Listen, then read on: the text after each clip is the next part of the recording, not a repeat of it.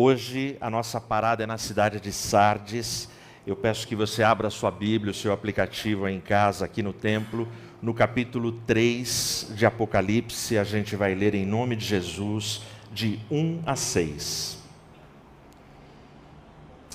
E ao anjo da igreja de Sardes, escreve: estas coisas diz aquele que tem os 7 Espíritos de Deus e as 7 estrelas.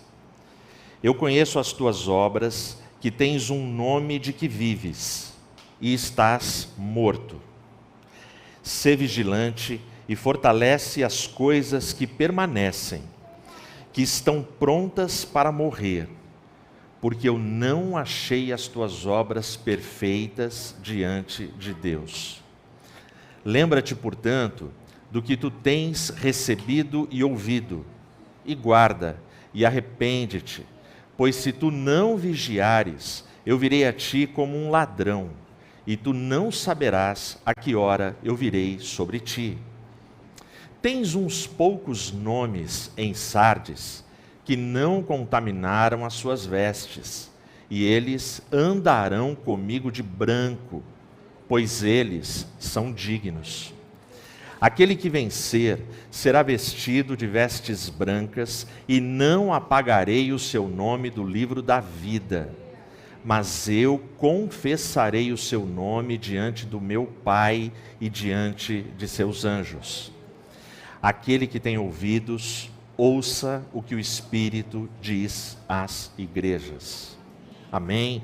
Feche os seus olhos. Senhor, glorificado e exaltado é o teu nome. Só em ti nós podemos alcançar felicidade, como acabamos de cantar. Eu peço em nome de Jesus, que o teu Espírito Santo, Senhor, possa dirigir cada momento, cada palavra, cada ponto, cada vírgula. Fala, Senhor, com poder e amor ao nosso intelecto e ao nosso coração. Perdoa os nossos pecados, nos ajuda, em nome de Jesus. Amém. Todos podem se assentar.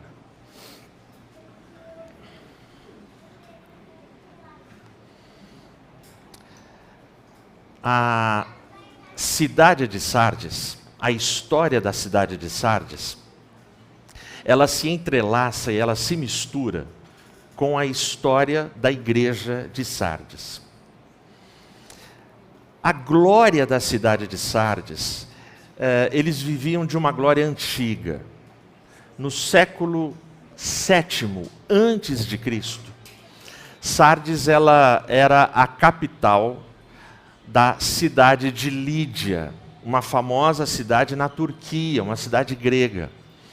E Sardes ela tinha esse status de capital. Sardes, a sua população se sentia extremamente segura, e eles tinham assim um sentimento de somos imbatíveis, porque Sardes ela ficava no alto de uma colina, numa montanha. Ela era uma cidade com toda amuralhada, portanto ela tinha muralhas largas e altas. Muitos exércitos ao longo da história tentaram conquistar Sardes, insucesso, porque realmente ela ficava numa posição privilegiada e a sua população entendia que eles eram assim intransponíveis. Na época da carta, dessa carta que eu li, Sardes não tinha assim um momento assim tão bom, porque a memória recente era uma memória de destruição. Porque no século 17 da nossa era, do primeiro século, 17 depois de Cristo, Sardes enfrentou um poderoso terremoto. A tal ponto que o imperador da época liberou Sardes por 5 anos de pagar impostos, para que eles pudessem reconstruir a cidade. E os caras trabalharam. Já no final do primeiro século, Sardes já tinha voltado a ser uma cidade referência, uma cidade gloriosa, uma cidade onde as pessoas desejavam ir para lá, dada a sua beleza. Já era uma cidade assim, ela é bela, ela é rica e dá para viver luxuosamente lá. Ilusão, é o que todo mundo pensa das grandes cidades. O que eu conheço de amigo meu que vem para Campinas assim, vou para lá para ser rico. Vocês têm amigo assim? Levanta a mão aí, deixa eu ver se tem. Ó, tá vendo? Os meus não conseguiram. Nenhum. Vivem bem, mas rico eles não ficaram. Ontem eu tive o prazer de falar por áudio com o João Pedro, filho do Jacques. Ele está na Alemanha. Oi, tio, tal. Eu falei, ô João, eu ouvi dizer que você não está gostando daí, quer voltar semana que vem. Ele falou, aham. Ele falou, tio, eu estou de olho, se eu achar uma passagem de avião por R$30 eu volto. Da Alemanha para cá. Eu falei, João, é o seguinte, eu quero que você se estabeleça, você cresça, você fique aí, mas eu quero que você fique rico. Aí ele começou a rir. Por quê? Eu falei, não, você tem que ficar rico. Para você, quando estiver rico, ligar para nós e falar, estou fazendo um Pix, estou mandando euro, que eu quero a minha família junto comigo aqui para a gente ter uma festa de um mês e pagar a nossa estadia, a nossa viagem, João. Porque mudar para lá e não ficar rico, amém? Camila, eu estou esperando você ficar rica. Amém? Piada interna. Mas olha só, a cidade ali, eles se achavam. Eles achavam que estava tudo certo. Mas dentro dessa coisa de uma cidade rica, uma cidade bela, uma cidade desejável, depois da sua reconstrução, Sardes também ficou conhecida pelo seu alto grau de imoralidade e decadência nos costumes, nas práticas rotineiras de uma vida. Bom, e é para esta cidade que a carta é endereçada e para essa igreja. Logo no primeiro verso, aqui do capítulo 3, Jesus já se apresenta, né? Ao anjo da igreja de Sardes escreve, estas coisas diz aquele que tem os sete Espíritos de Deus e também as 7 estrelas nas suas mãos. Os 7 Espíritos de Deus, lembrando que o número 7 indica para mim e para você que está em casa, na Bíblia Sagrada, perfeição e plenitude. O que Jesus está falando para aquela igreja é, eu controlo, tenho todo o domínio sobre o poder do Espírito Santo de Deus. O Espírito Santo de Deus, é a terceira pessoa da Trindade. Mas eu e você aprendemos na palavra que toda a glória, todo o louvor, tudo o Pai dedicou ao Filho. Portanto, o Espírito faz lembrar as coisas do Filho e o Espírito Santo nos ensina a adorar o Filho. E é a alegria do Pai que a gente adore e honre o Filho. Então tudo converge para Jesus. Quando ele fala que ele tem as 7 estrelas na mão dele, se você ler atentamente Apocalipse 1, o versículo 20, que é o último versículo, lá explica. Jesus, ele está falando no texto, ele fala assim, as 7 estrelas que vocês viram, que foi logo na abertura do livro, são os 7 anjos das 7 igrejas. Anjo, nessas cartas do Apocalipse, é o pastor da igreja. Isso foi há 2000 anos atrás. Senão vocês vão olhar para mim e falar assim, seria ele um anjo? Que estranho, eu não estou vendo as asas.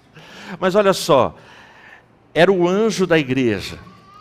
O que Jesus está falando assim, eu controlo o Espírito Santo, eu tenho o controle sobre todo o Espírito, 7 Espíritos, e eu que controlo os anjos das igrejas. Essas 7 estrelas estão nas minhas mãos, porque a igreja é minha. No primeiro capítulo, quando João se volta, que o capítulo está começando, ele fala, eu ouvi uma voz e eu me virei. Quando eu viro, eu vejo 7 candelabros e 7 estrelas. As 7 estrelas são os 7 pastores, os 7 anjos das igrejas. Os 7 candelabros são as 7 igrejas. Tudo isso que eu estou falando para você não precisar interpretar os símbolos, está escrito no primeiro capítulo. Não precisa de um grande exercício hermenêutico, teológico para entender. Está escrito, é só você ler. E o próprio Jesus já fala, os 7 candelabros são as 7 igrejas. É muito interessante. Igrejas, elas só são percebidas numa sociedade. E as pessoas só viram o rosto para olhar e percebem 7 estrelas e 7 candelabros, se as pessoas ouvirem a voz e perceberem que no meio das igrejas, dos pastores, quem fala é Jesus Cristo. Porque Ele é o dono. Ele é o dono da igreja. Então, ele se apresenta dessa forma. Tudo isso está no primeiro verso. E no primeiro verso ele já vai terminar de uma forma dramática. Vocês têm fama de que estão vivos, mas vocês estão mortos. Vocês estão mortos. O Evangelho de João capítulo 10, ele abre falando que Jesus ele é o bom pastor. Quando chega no versículo 10 de João 10, vai dizer assim, o diabo, o inimigo, ele só vem para roubar, matar e destruir. E aí Jesus fala, eu vim para que tenham vida, e vida em abundância. O ministério de Jesus não é ministério de morte, de abismo, de inferno e de trevas. Ele vem para que nós tenhamos vida, e uma vida abundante. E aí ele está escrevendo essa 5ª carta para a igreja de Sardes, e ele escreve e fala, ó, vocês têm fama de que são vivos, mas vocês estão mortos. Quando ele fala vocês têm fama, essa palavra fama significa a reputação de vocês aí na cidade de Sardes.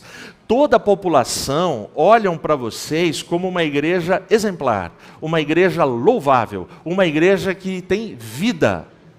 Só que nós aprendemos na palavra de Deus que o Deus do céu, quando vai na casa de Jessé, ele chega e vai dar uma lição para a família. Vocês olham a aparência, mas eu olho o coração.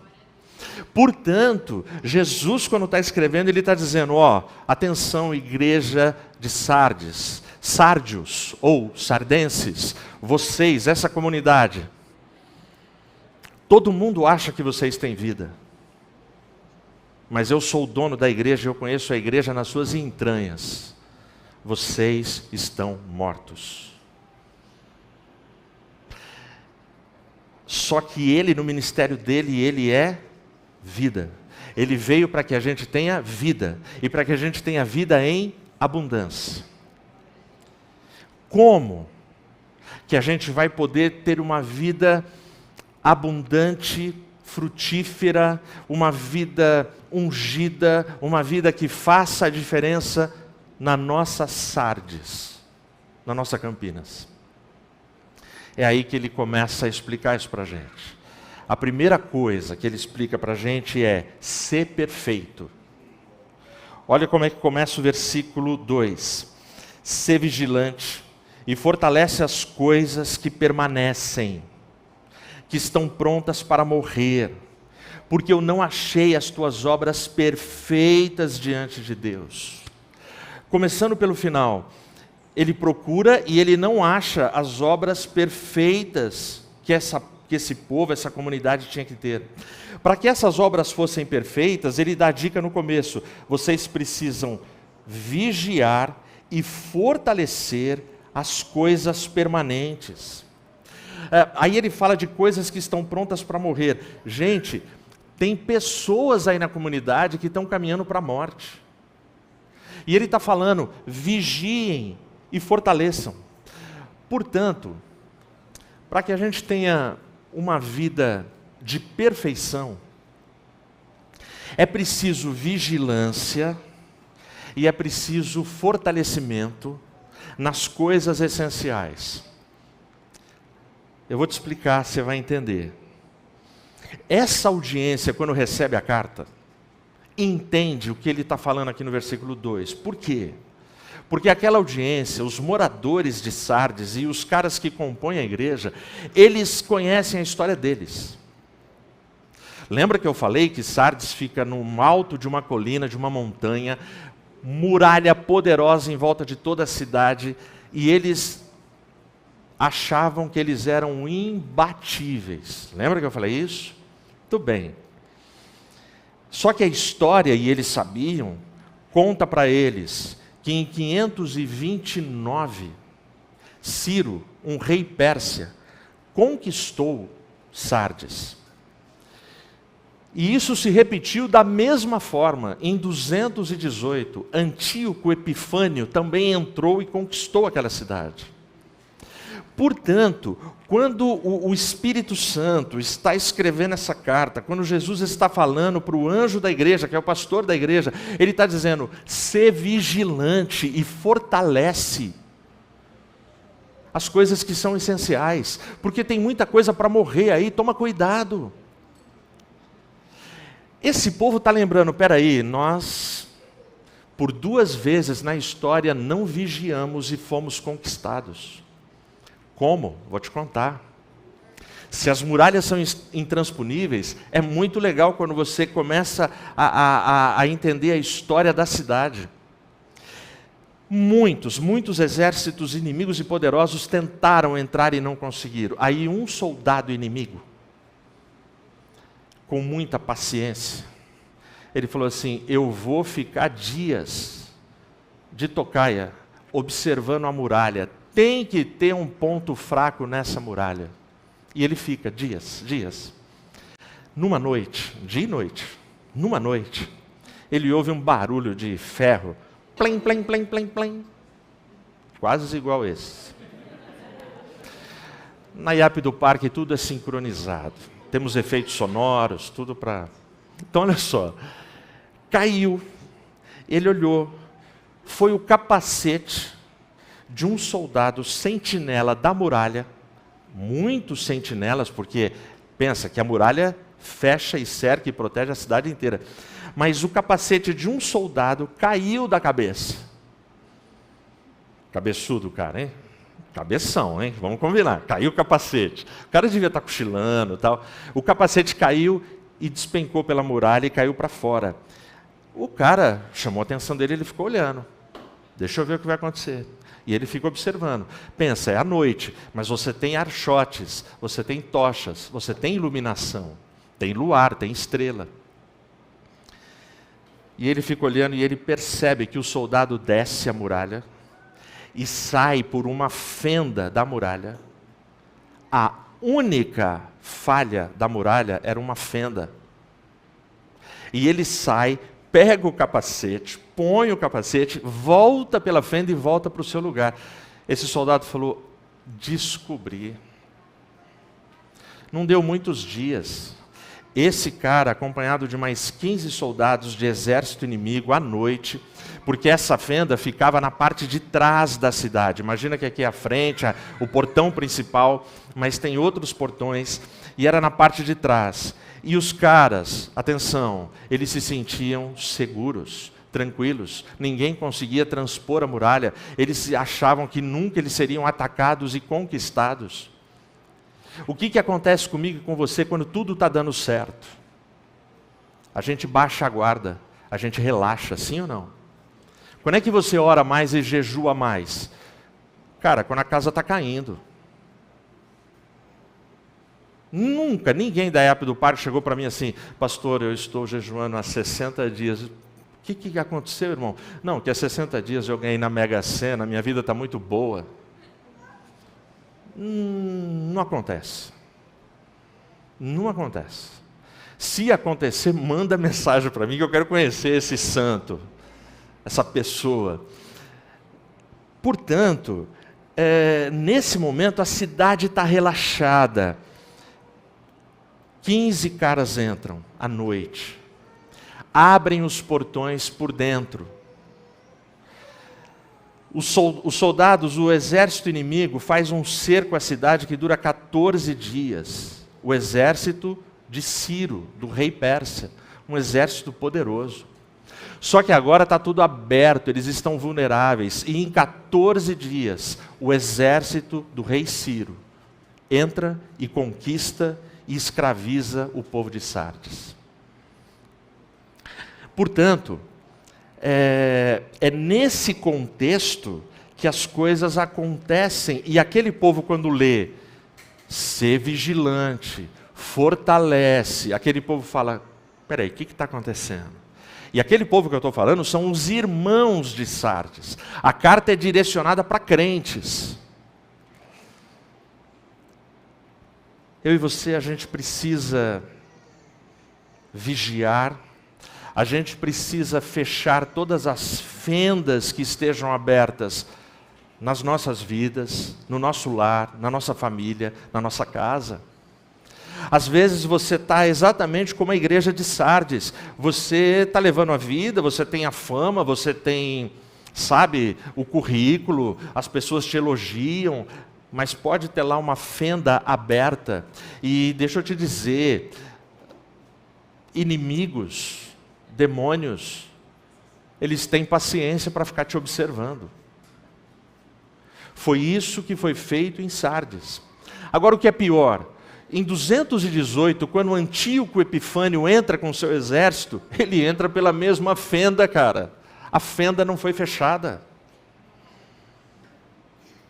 Porque passa muito tempo, os caras conseguem reconquistar a cidade deles e tal, e eles acham que está tudo certo. Porque novos exércitos atacam e não conseguem. Mas, de novo, alguém do exército de Antíoco descobre a fenda. Percebe? E eu e você, a gente tem essa tendência. A gente se arrepende, vem aqui na frente, pede perdão e a gente fecha a brecha. O tempo passa e a gente abre aquela mesma fenda e começa a errar nas mesmas coisas, cometer os mesmos pecados. E o inimigo, como eu disse para você, ele tem paciência. Então, o texto aqui, esse versículo, ele termina dizendo que Deus olha, que Jesus olha e não acha as obras perfeitas. E eu estou dizendo para você que a primeira lição é ser perfeito. Quem foi que ouviu isso a primeira vez na Bíblia? Foi Abraão. Gênesis 17, versículo 1. Gênesis 12, Deus chama Abraão. Em Gênesis 17, do 12 para o 17, passaram-se 24 anos. Abraão está com 99 anos. E aí Deus vai falar novamente com Abraão sobre a promessa. E aí Deus fala para ele, se apresenta, eu sou o Deus Todo-Poderoso. Ele se apresenta no hebraico como, eu sou El Shaddai. Por que Deus se apresenta dessa forma? Para dizer para Abraão, eu sei que você está cansado, eu sei que você não aguenta mais esperar, eu sei que você e sua mulher tentaram dar um jeito e você já tem um filho aí chamado Ismael, mas atenção Abraão, há 24 anos atrás eu fiz uma promessa para você e eu sou El Shaddai, eu sou Todo-Poderoso, eu posso cumprir na tua vida e na tua família as minhas promessas. É isso que ele está falando. Então, quando ele se apresenta e ele fala tudo isso e fala, Abraão, fica firme, porque você vai andar alguns capítulos e aí a Sara, que riu quando recebeu a notícia, ela vai engravidar. Ele termina o versículo 1 do capítulo 17 assim, Abraão, anda em minha presença e sê perfeito. Pastor, mas eu não conheço nenhum ser humano perfeito, eu também não. Só que Deus deu essa ordem. E em Apocalipse ele está reclamando, eu não vi as tuas obras perfeitas. Se você está com a sua Bíblia aí, vai em Salmo 18. Eu vou abrir aqui com você. Salmo 18, a partir do verso 30.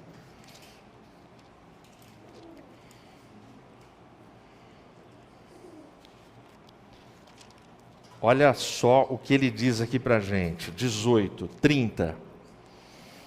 Quanto a Deus, falando de Deus aqui, quanto a Deus, seu caminho é perfeito. A palavra do Senhor é provada, ele é um broquel para todos aqueles que nele confiam. Porque quem é Deus, senão o Senhor? Ou quem é uma rocha, senão o nosso Deus? É Deus que me cinge de força e torna o meu caminho perfeito. Então vamos lá. Quem é perfeito na Bíblia? Responde para mim. Deus. Quem é o único perfeito? Deus. Onde é que a gente enxerga um modelo de perfeição, hein? E aí tem um ditado popular que fala assim: a pressa é inimiga da... Aprende isso. A pressa é inimiga de Deus. A pressa é inimiga de Deus. Quer um exemplo?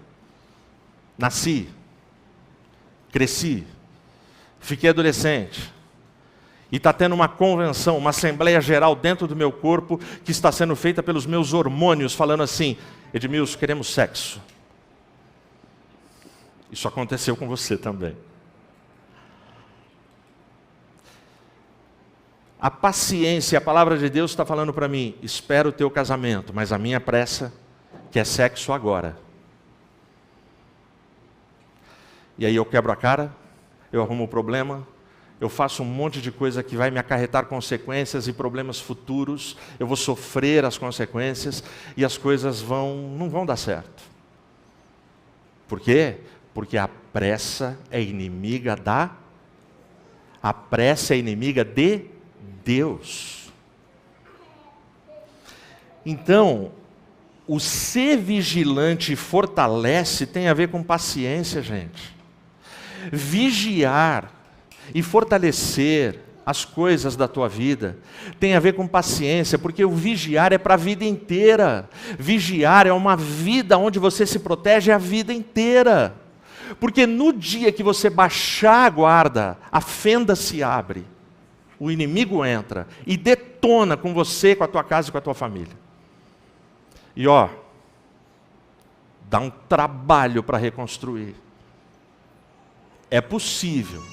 Dá para reconstruir com a graça, o perdão, a ajuda, a misericórdia de Deus. Mas dá um suador e a gente paga preço de sangue muitas vezes. Aí ele continua: ser perfeito. A segunda lição, ser prudente. Olha aqui o versículo 3. Lembra-te, portanto, do que tu tens recebido e ouvido, e guarda, e arrepende-te, pois se tu não vigiares, eu virei a ti como um ladrão, e tu não saberás a que hora eu virei sobre ti. Prudência aqui. Lembra-te, portanto, do que tu tens recebido e ouvido, e guarda. O recebido e ouvido e guarda tem a ver com tudo que a gente aprendeu, com a nossa herança bíblica, tem a ver com o conjunto de doutrinas que a gente crê, tem a ver com as práticas cristãs, tem a ver com a nossa entrega, tem a ver com as vigílias que participamos, os retiros que nós fomos, tem a ver com todas as coisas celestiais das quais a gente pôde participar. E ele está falando, cara, lembra de tudo isso e se arrepende. Seja prudente. Se você prestou atenção nessa carta, nós não temos aqui na igreja de Sardes, nós não temos aqui Balaão, nicolaítas, falso profeta, uma falsa profetisa chamada Jezabel. Todos esses inimigos aparecem nas outras cartas. Mas a igreja de Sardes, ela não tinha esses problemas, cara. O problema da igreja de Sardes é que ela estava contaminada por pecado. O problema era ela. Ela achava que ela era viva, mas ela estava morta. Quando a pessoa morre, tem uma certidão de óbito, não tem? A pessoa passa a não figurar mais entre os vivos. Falar isso, abrir uma janela aqui, eu acho cruel. A tal está por aí? Está ali. Eu acho cruel. Os velhinhos que têm que fazer prova de vida. Vocês sabem do que eu estou falando? Levanta a mão aí. O cara tem que ir lá e falar assim, eu sou eu mesmo e eu estou vivo, me belisca. É triste, cara. Você imaginar, E eu acho cruel, mas eu entendo que tem que ser feito, porque tem muita gente esperta recebendo coisas de quem já morreu. Essa é a nossa população que reclama dos corruptos. Mas a parte dela ela não faz. Ela continua parando na fila dupla, parando naquela vaga que tem um símbolo de um cadeirante, continua parando no idoso só porque tem cabelo branco e tem 30 anos de idade ainda. Entendeu? A gente continua com as nossas pequenas espertezas e as nossas pequenas corrupções. Eu conheço gente da igreja que, nossa, eu fiquei de longe assim e me afastei. Eu falei, não, eu não posso falar que eu sou pastor dessa pessoa aqui no shopping. Eu vou passar vergonha porque ela está passando vergonha. E batendo boca. E chegou nos palavrões. A pessoa de lá falava um palavrão e ela falava, seu incircunciso, seu filho de Baal. E deixa eu contar, o irmão nosso aqui estava errado. Eu de longe orava assim, Senhor, está repreendido. Eu fui afastando. Porque como é que eu... Vocês estão entendendo? É difícil, cara. Não é fácil. Então aqui, ó, lembra de que tu tens recebido e arrepende-te, porque se você não vigiar, eu virei a ti como um ladrão, e tu não saberás a que hora eu virei. Presta atenção que tem nessa frase de Jesus para a igreja de Sardes, algo importantíssimo que a gente não pode deixar passar e a gente deixa passar. Todas as vezes que a Bíblia fala que Jesus virá como um ladrão, se você lê atentamente, ele virá como um ladrão para os incrédulos. Porque para o ladrão, ele precisa pegar de surpresa, e é isso que Jesus está falando, o fator surpresa está com ele. Aquela pessoa que é incrédula, quando ela vê Jesus, ele vai falar, meu Deus, a casa caiu. Mas você, quando vê Jesus, este é o Senhor que nós aguardávamos. Amém? Então, a ideia de que Jesus vem como um ladrão, não é para assustar a igreja dele. Quando Jesus fala nos evangelhos, ó, eu virei como um ladrão, é para os incrédulos, é para quem não crê. Então, se Jesus está usando essa expressão na carta para a igreja de Sardes, fica claro para mim e para você o quão distante os irmãos da igreja de Sardes estavam de Jesus Cristo e do seu evangelho.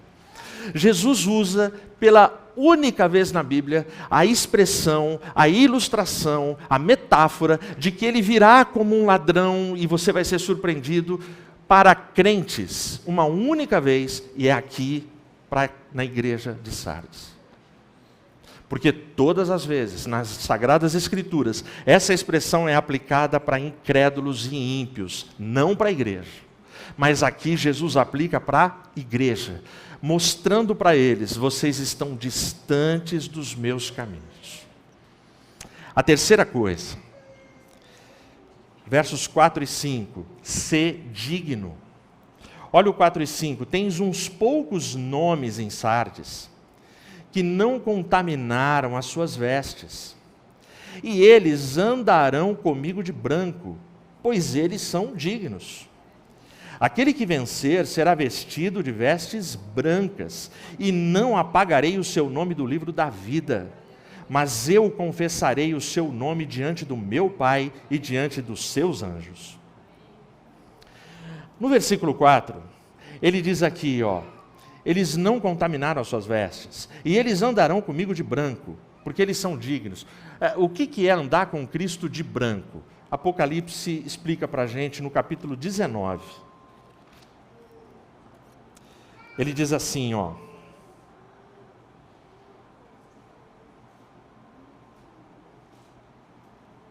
ele vai dizer para a gente assim, que as vestes de justiça dos santos são um linho fino.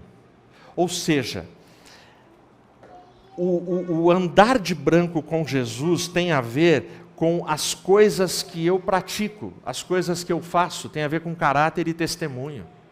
Então você anda de branco junto com Cristo, e você começa a andar de branco aqui já nessa vida e nessa terra. A gente está vivendo um tempo de muita lacração. A gente está vivendo um tempo onde caras assim que outrora, sabe, eles tinham algo relevante para falar, cantar, louvar e ensinar. Hoje em dia eles falam cada pataquada. Vocês souberam aí da polêmica do alvo mais que a neve? Pô, o cara pegar o nosso hino clássico, tradicional, que é retirado de um salmo da Bíblia. Não foi um cara que inventou a frase. Cara, o alvo mais que a neve não fala de racismo, não fala de branco, não fala de preto, não fala de amarelo, não fala de nada. Mas aí um pastor, que já foi casado 5 vezes, achou que dava para falar para o Caetano Veloso, olha que conversa, que roda de teólogos. Não, lá na igreja eles cantam alvo mais que a neve, porque se você aceita Jesus, os seus pecados, você vai ficar alvo mais que a neve. Ele não ficou, o cara que falou. A explicação dele não vale para ele. Percebe? Então aqui andar de branco é um simbolismo, gente. É um negócio... Por exemplo, existem frases, já que o pessoal está revendo frases, que são negativas para brancos também. Por exemplo, eu queria que parassem de falar assim, segunda-feira é dia de branco. Isso não é bom. Significa que segunda-feira é dia de ralar, é dia de boleto, é dia de, sabe, Mas, gente, não. Em Cristo Jesus não tem mais grego, hebreu, escravo, livre, gordo, magro, mulher, homem, todos são um em Cristo Jesus. Essa é a nova realidade que o céu coloca para mim e para você. Então aqui, o ser digno, ele traz a gente para essa forma, caminhará. Aí ele continua aqui, aquele que vencer será vestido de vestes brancas. Ele insiste, Jesus insiste na ideia, por quê? Porque a população de Sardes se orgulhava dos tecidos coloridos que eles produziam. Então Jesus está quebrando um paradigma e está falando, não, vocês agora têm vestes brancas, esquece o mundo lá fora, esquece o mundanismo, o materialismo, é o simbolismo que Jesus usa para poder trazer a real para aquele povo. E falando, vocês têm que ser dignos. Por exemplo, eu já tive que consolar muita gente. Muita gente, não foram poucas pessoas não que vieram reclamar para mim, gente da EAP do Parque, gente de outras igrejas, e gente de outras igrejas é pior, porque você vai pregar, o cara vem desabafar para você, e o problema não é meu, é do pastor de lá. E aí eu tenho que tomar um cuidado para saber o que eu falo, porque a pessoa vai chegar para o pastor e falar assim, mas o pastor Edmilson falou. O pastor dela vai falar para ela assim, quem é pastor Edmilson? Quem é ele na fila do pão aqui na nossa igreja? É isso que ele vai responder. Eu não posso sair dando conselho e pitaco lá. Mas quais foram as reclamações? Ai, pastor, esqueceram de mim. Eu não fui lembrado naquela festa. Não me chamaram para aquele culto. Ah, pastor, o grupo de louvor cantou, poxa, e eu trouxe a minha gaita e ninguém me chamou. Se você soubesse, quase todo sábado no meu carro está o meu triângulo. Ninguém me chama. Né, Dodô? Então, olha só, esqueceram de mim, não me falaram, não me citaram. Ai, pastor, eu cheguei naquele casamento e o cara lá da portaria não me deixou entrar. Ele procurou na lista, meu nome não estava. Seja digno. O versículo 5 termina dizendo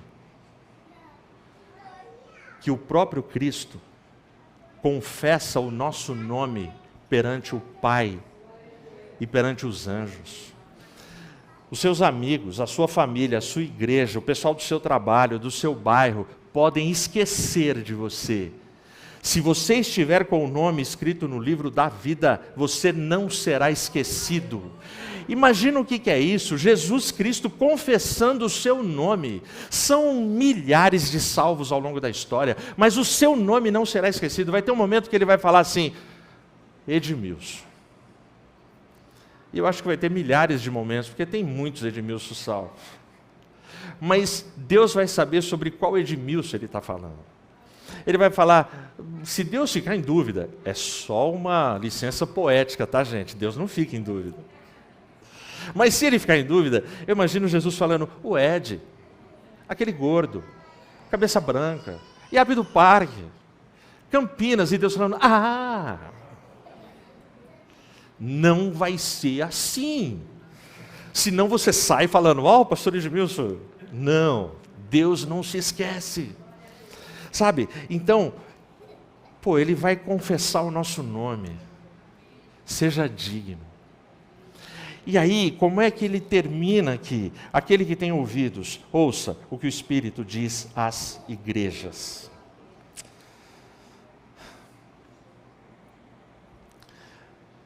Qualquer igreja, porque a essência da carta é essa, qualquer igreja que abandonar e se afastar da palavra, automaticamente ela morre, ela entra em trevas. Eu conheço algumas igrejas que eu podia citar aqui para vocês.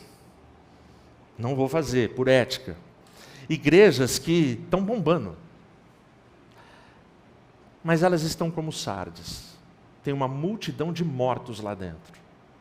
Porque Sardes era uma igreja que bombava, viu, gente? Na época dela. Eu conheço muitas igrejas que estão bombando, outras não estão bombando, estão anêmicas. Mas você vai assistir um culto deles, tem um telão de LED atrás, tem um som que funciona.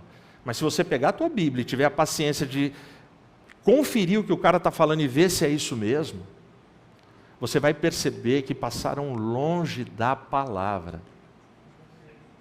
O problema é que a gente se encanta fácil com qualquer frase de autoajuda. Esse que é o nosso problema. O problema é que a pressa é inimiga de Deus. A pressa é inimiga da perfeição. E dá trabalho você entender um texto bíblico. Você vai ter que ler, se debruçar, pedir orientação de Deus. Quem tem ouvidos? Todos têm. Do grupo que está aqui comigo, não tem surdo aqui dentro. Todo mundo tem ouvido. O problema é o que nós estamos ouvindo. Quem nós estamos ouvindo? Um professor meu, no seminário de teologia, estávamos ali, eu, a classe, a Rê, a gente fez os 4 anos juntos, e ele contava de um episódio quando ele foi num congresso de líderes, e ele está passando no estacionamento, e ele viu um diácono no carro, o culto rolando, ele viu o diácono no carro, e ele ouviu que o cara estava ouvindo, ainda era na época de fita, cassete, ele está ouvindo. Ele falou, irmão, você não vai entrar? O diácono respondeu para ele, para esse meu professor, pastor, aliás é o pastor que fez o prefácio do meu último livro, pastor Ricardo Costa. Esse cara respondeu para ele assim, não, eu já vi a programação, o cara que vai pregar aí, fraco, estou ouvindo essa mensagem. Esse meu professor virou para esse diácono e falou assim, cara, deixa eu te falar, enquanto você decidir na sua vida ouvir homens, nunca você ouvirá a Deus. Eu sei qual era o pregador que esse diácono estava ouvindo. E eu sei que o meu professor acertou na mosca. Porque esse pregador que esse diácono estava ouvindo, na época, já se tornava um herege. E hoje, tem milhões nesse Brasil, nas várias igrejas evangélicas, que ouvem e seguem os ensinos desse cara. E, infelizmente, é um cara que só coloca heresia na cabeça do povo e atrapalha a vida das igrejas. Um cara absolutamente herético, apóstata, afastado, e, infelizmente, faz a cabeça de muita gente. Gente que não se dá o luxo e a dedicação de ler o texto bíblico. Então, quem tem ouvidos? Todo mundo tem. Ouça o que o Espírito diz às igrejas. A gente tem que levar para a igreja o que o Espírito diz. O que o Espírito diz está aqui. É palavra de Deus. O que o Espírito diz está aqui. Não é para eu trazer outra coisa. Mas é sim para trazer esse texto bem temperado, bem estudado. Porque esse texto, ele é novo a cada manhã. Porque esse texto é vivo. Porque esse texto faz a diferença. Você acha que eu não tremo e temo todas as vezes que eu tenho que pregar? Porque dá um medo de passar um ensino errado para a igreja.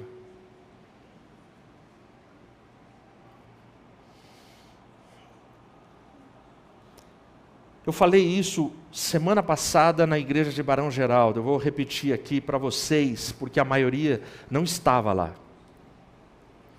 Por esses dias, pensando em pregações, pensando nas lutas individuais de cada um, pensando naqueles embates espirituais que eu sei, porque as pessoas me contaram e pediram segredo, então eu sei, e não compartilho com vocês.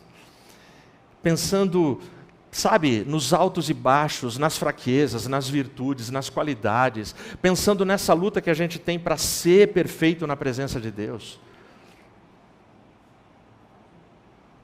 Eu devo ter dedicado umas 3 horas orando pelo nome de cada pessoa da IAP do Parque, apresentando cada casal, cada criança, cada família, e pedindo a Deus: Senhor, me dá unção, para que esse povo, quando eu pregar, seja alimentado.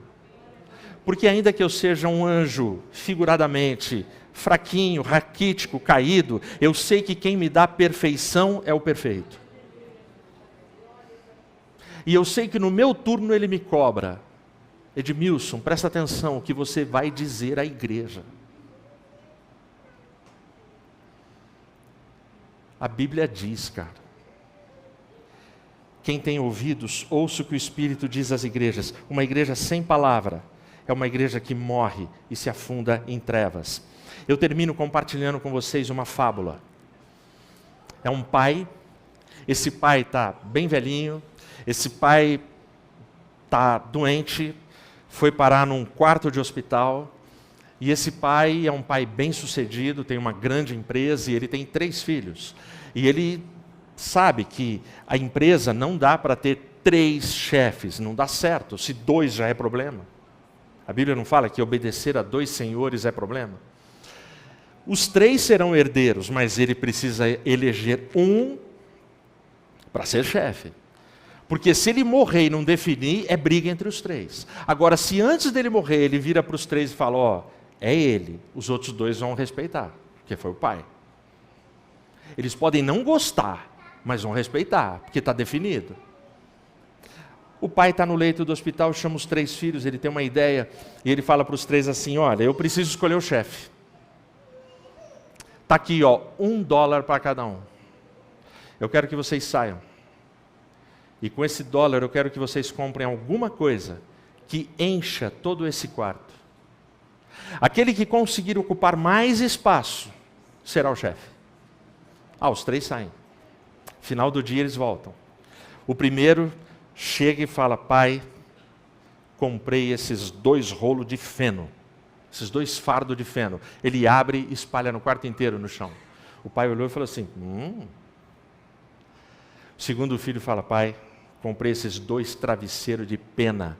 Fui lá num brechó, estava em liquidação, rasgou os travesseiros e começou a espalhar pena no quarto inteiro, no chão. O pai ficou orgulhoso dos filhos, feliz. E o terceiro quieto. Ele falou, ele estava feliz, mas não estava satisfeito. Ele olhou e falou: filho, e você? O que você fez para encher o quarto? Aí o filho falou assim: pai, eu doei 50 centavos para um orfanato. Doei 20 centavos para uma igreja. E doei mais 20 centavos para uma instituição de caridade. Quando ele falou isso, um dos 2 levantou e já fez uma objeção. Espera aí, pai, ele não fez nada para encher esse quarto. Aí o menino falou assim, não, eu fiz. Com os últimos 10 centavos que sobrou, eu comprei isso aqui. Aí ele fala, eu comprei isso aqui e põe a mão no bolso. E ele tira uma caixa de fósforo e uma vela. Aí ele foi lá e apagou a luz do quarto. Riscou o fósforo. Acendeu a vela. E a luz da vela encheu todo o quarto.